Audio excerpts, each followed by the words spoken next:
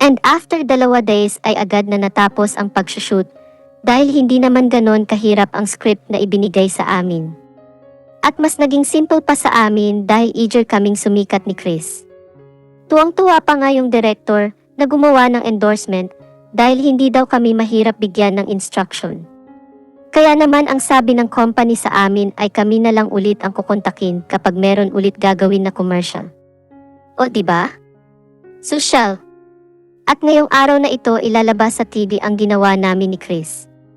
Inedit pa kasi nila at kung ano-ano pa kaya ngayon lang mailalabas. Sana naman okay talaga ang maging resulta. Kanina pa rin tumatawag si Chris. Tumutok daw ako sa TV para hindi ko mapalampas ang ginawa naming commercial. Halata sa kanya ang excitement.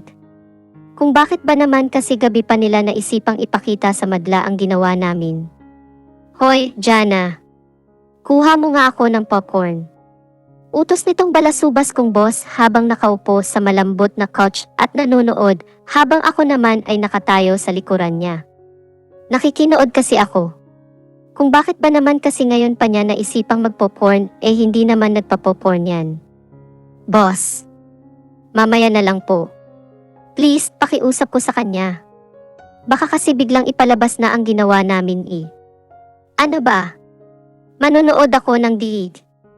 Bilisan mo nga. Nairitang sabi nito. Nakita kong hinawakan niya ang remote at aktong pipindutin ito para ilipat ang channel, kaya tinalon ko siya at kinuha sa kamay niya ang remote. Ano ba? Back off. Sabay tulak sa akin.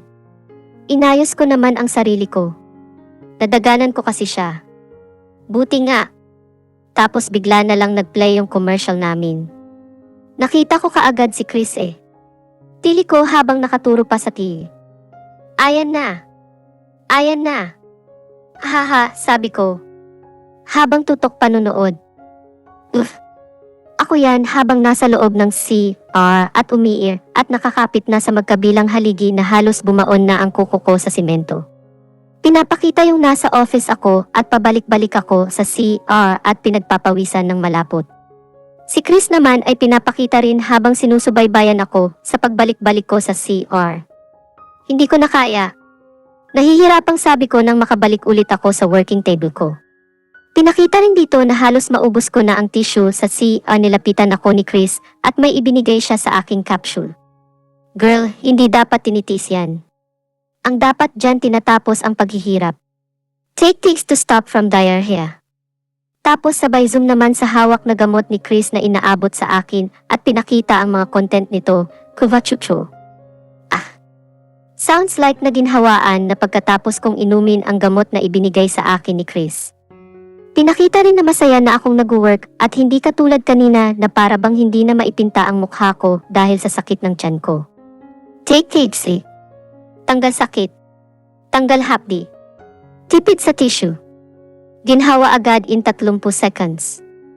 Sabay naming sabi ni Chris habang nakahawak ang kaliwang kamay namin sa tiyan, ang kanan na kamay naman namin ay nakahawak sa in-endorso naming gamot din pakita sa malapitan ng DAC.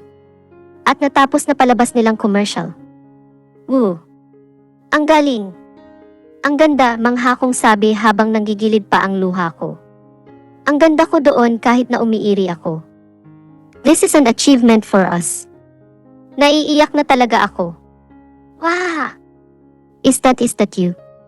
Wahahaha, napahinto ang pag-emote ko nang marinig ko ang malakas na tawa nitong amo ko.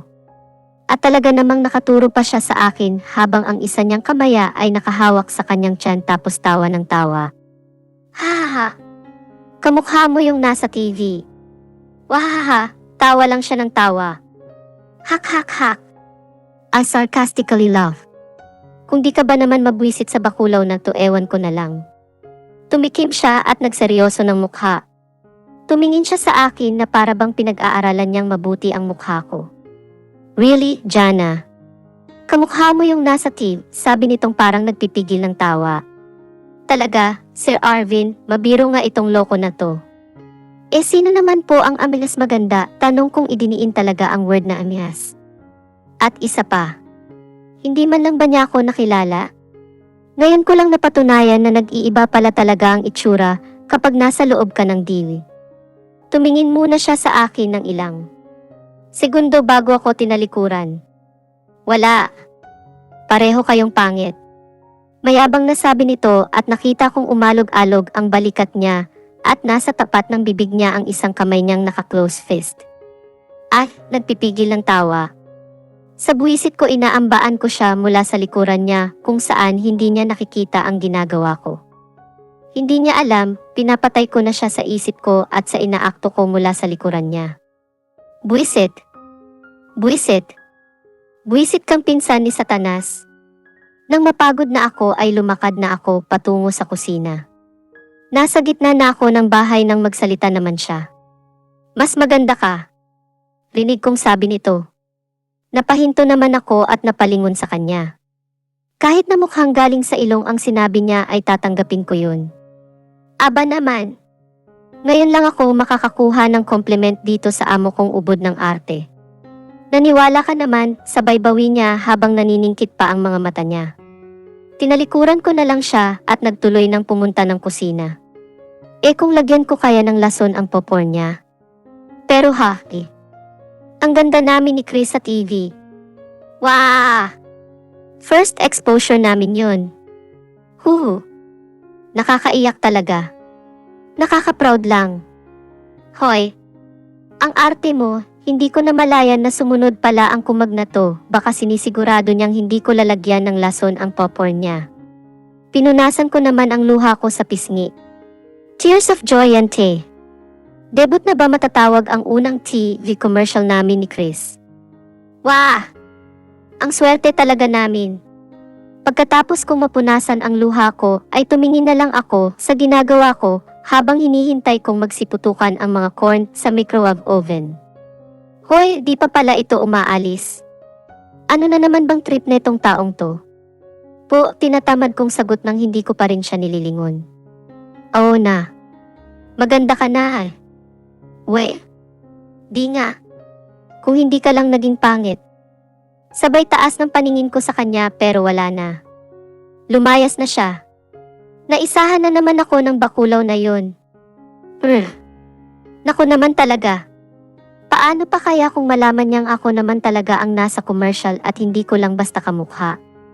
Baka mas matindi pa ang panghaharot na gawin niya sa akin. Makakalbo ako sa amo kong to. Bipolar Bipolar. Rainbow ang ugali. Assorted. Alien.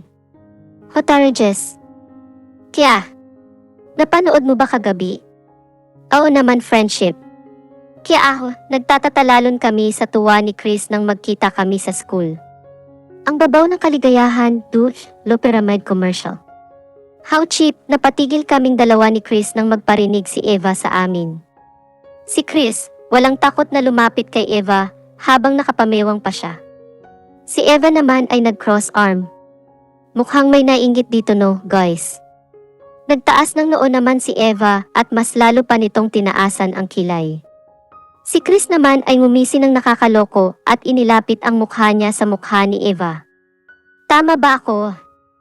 Eva, may ding sabi ni Chris at saka inilayo ang mukha nito at saka tinalikuran si Eva. Ang taray talaga ng friendship ko.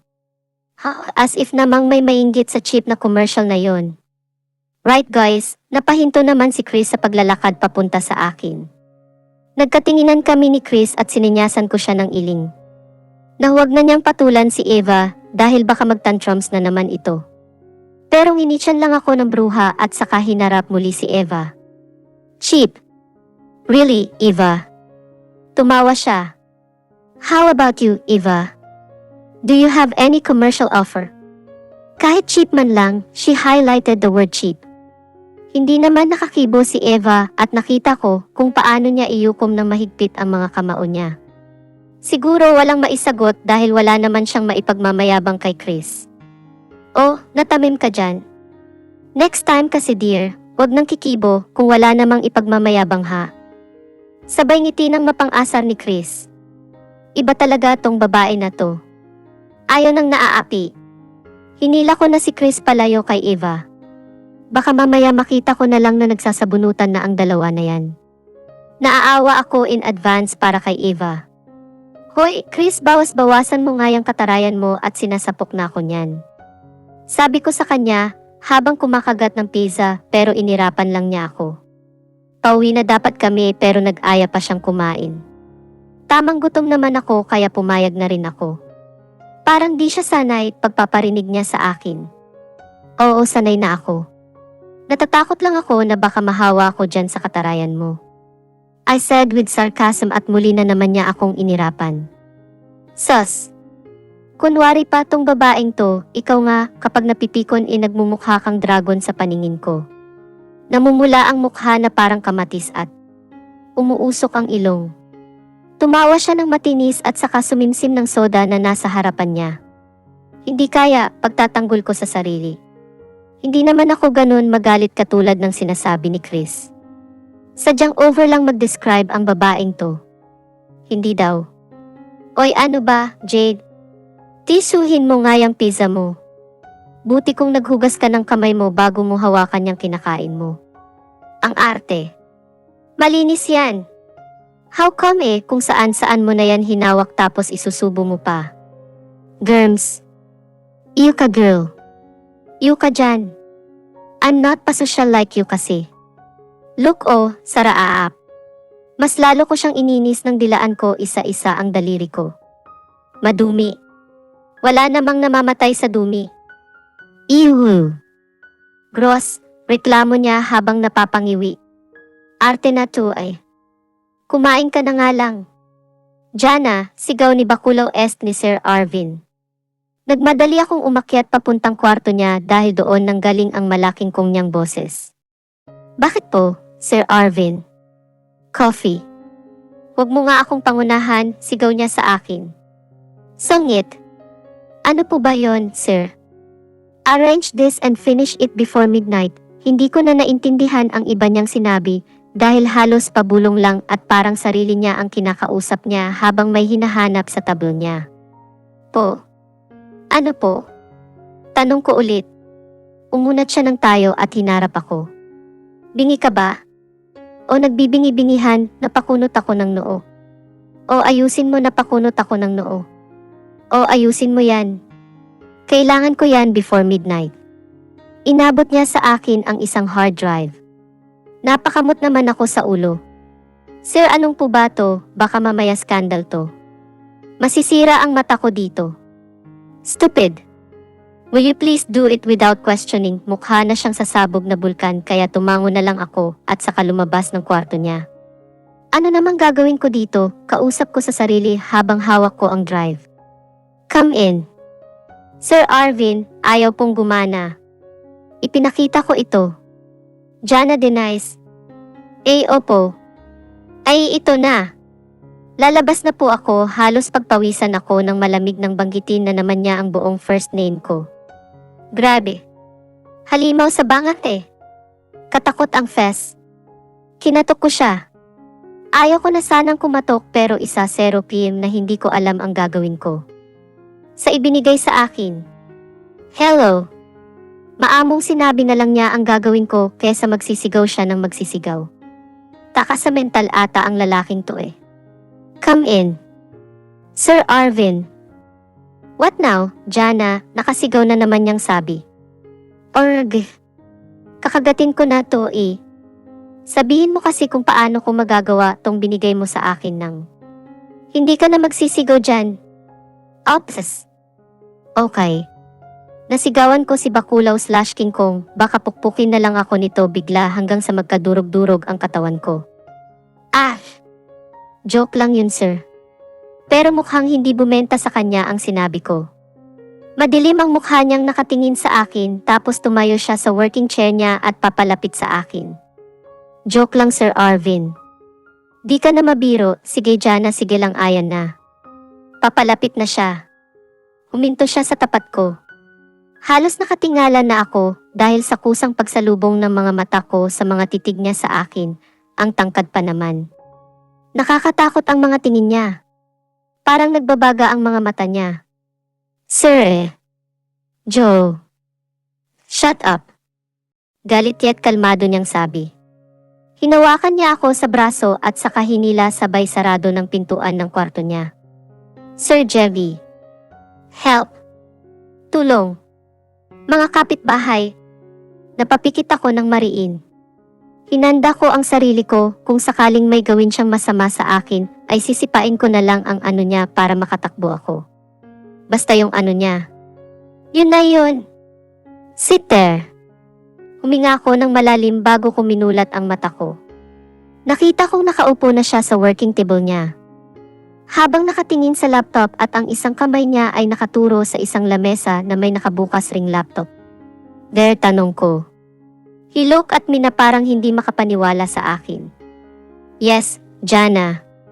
Ask the Randy Geotage report. Napakamot ako ng di oras sa batok ko. Report pala tong hawak ko. Kala ko kasi movie eh. Sir, tapos na po. Binigay ko sa kanya yung mga naiprint kong report. Grabehan ha, muchacha na tagagawa pa ng report. Dapat may dagdag sweldo man lang sana. Lapag mo na lang dyan. Sabi niyang hindi tumitingin. Nakafocus lang siya sa itinatip niya sa kaharap niyang laptop. Napaka-workaholic talaga. Lumabas na ako sa kwarto ni Sir Arvin at nagtungo sa kusina. Grabe, nauhaw ako doon ah. Ang init ng kwarto ni Sir pero naka-aircon naman. Mapagtimpla nga ng kape ang isang yun. Sambit ko sa sarili. Kaawa naman kasi si King Kong. Masyadong focus sa pagpapayaman. Hello, Jana. Nice meeting you. Lumapit sa akin yung ipinakilalang babae ni Sir JB at saka nakipagbeso sa akin. Ako naman tong hindi maipinta ang mukha dahil sa pagkabigla. Ipamukha daw ba sa akin ang maladyosa niyang girlfriend? Nakakainis. Crush ko pa man din si Sir JB, yun pala taken na pala siya, hindi man lang sinasabi. Hello din. Pilit akong ngumiti. Kumapit naman ito sa braso ni Sir JB at saka nagitian ang dalawa. Ililibre dapat ako ni Sir JB ng lunch. Sakto naman na nandito yung girlfriend daw niya, kaya nilapitan namin at ipapakilala daw niya ako. Tutal naman daw hindi katulong ang turing sa akin ni Sir Jerry, kundi bilang isang kaibigan. Kasakit lang sa damdamin. Sayang ang pagpapantasya ko sa kanya. Hayes. Order ka na, Jana. Sabay abot ng menu sa akin ni Sir JB at muli na naman itong hinarap ang maladyosa niyang girlfriend. Orderin ko nga yung pinakamahal. Nag-excuse ako sa dalawang lovebirds para sagutin ang tawag sa phone ko. Hello, Jana, where are you? Galit na sambit ni Sir Arvin sa kabilang linya. Ilang araw na rin akong nagtatrabaho sa opisina niya bilang sekretary. Tuluyan na kasing nag-resign yung sekretary niya at ako muna ang ipinalit habang wala pa siyang nakikita. Kahit gusto kong tumanggi ay hindi ko magawa dahil sinisindak niya ako.